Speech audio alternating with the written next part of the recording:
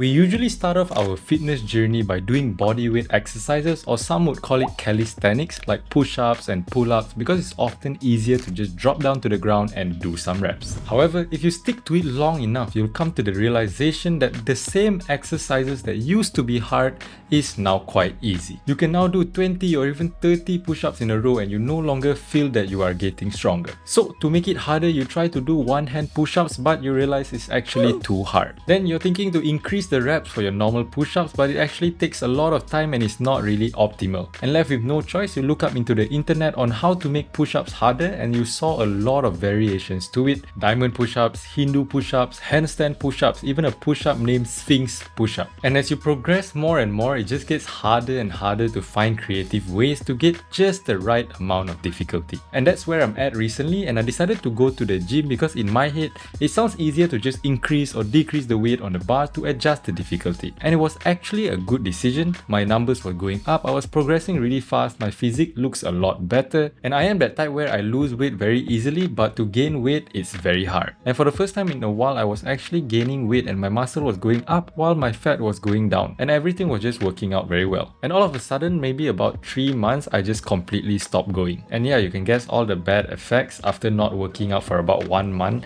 my muscle was going down, my fat was going up, and my weight was just rapidly going down like mad. And my physique does look a little worse, but not too noticeable, fortunately. And I have this app called the InBody app, which basically just tracks all my weight and stuff like that. I'm not sure you guys can see it or not, yeah, but basically something like this, where it just shows all my weight and stuff based on the time that I've tracked it. And the weird thing is that I actually got weaker than I was previously when I wasn't going to the gym. So what do people say? I don't remember, like your friend is now your enemy or something like that. I don't know, something like that. Basically, I thought gym was the magic pill of everything, but ended up it was making me weaker than ever before. So that got me to thinking, like, what happened? Why was I actually not going to the gym? And should I have just stick with my calisthenics exercises instead of going to the gym?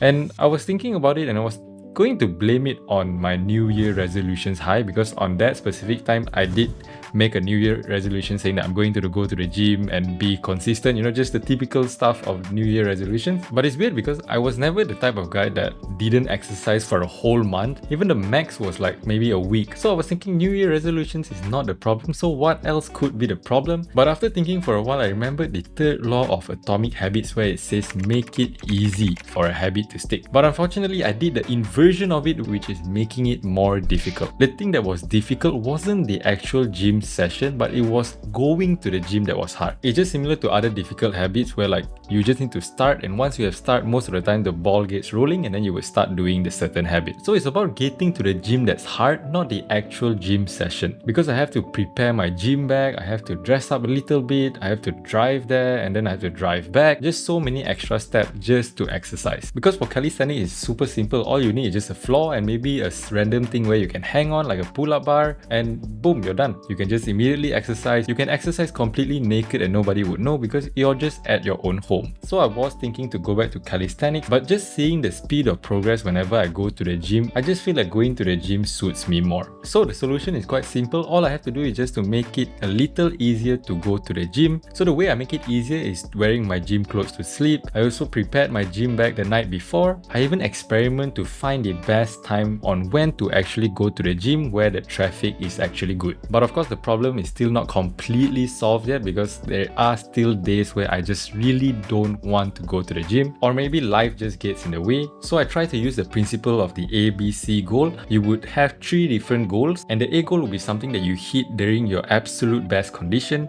B would be something that you hit whenever you feel okay, which is most of the days, and C would be the absolute bare minimum of the goal. So my A goal would be going to the gym and doing the routine and more. My B goal would be going to the gym and doing the routine, and my C goal is just exercising at home for a minimum of 10 minutes. Because too often we fall into an all or nothing mindset with our habits. We think that if you can't do something perfectly, then we shouldn't do it at all. But I always remind myself that avoiding the loss is just as valuable as achieving the gain. For example, if you start at $100 and you have gained 50%, that will take you to $150. But to get you back to $100, you just have to lose 33% of it. So that's why when I set a C goal, I always remind myself that I need to set it insultingly low to a point where I would question if there is a point of doing it or not. But the point of the C goal isn't really to progress by much, but rather it's to make sure that we do not lose the habit that we've built for a long time. So if you're ever in a situation where the habits just doesn't stick and you're always reverting back to your old self, first thing is to try to make the habit a little easier to start, and secondly, set an ABC goal,